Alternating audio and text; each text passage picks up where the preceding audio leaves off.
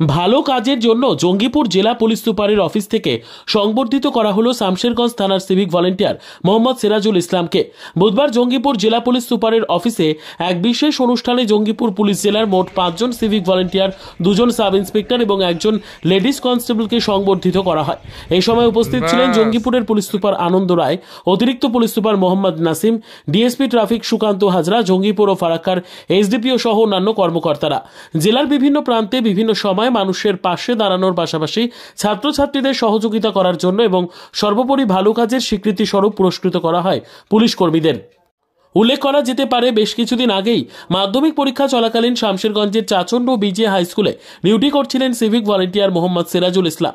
সে সময় অ্যাডমিট বাড়িতে ফেলে সেন্টারে চলে আসায় কান্নায় ভেঙে পড়েন এক ছাত্র।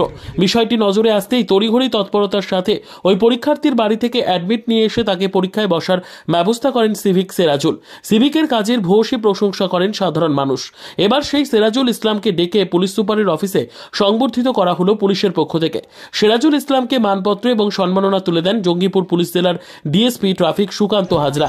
এদিন শামশেরগঞ্জ থানার 2 সিভিক ভলেন্টিয়ার আব্দুল সেলিম এবং বিপুল সিংহ, রঘুনাথগঞ্জের আব্দুল হক, নূর ইসলাম মোল্লাকে সংবর্ধনা প্রদান করা হয়।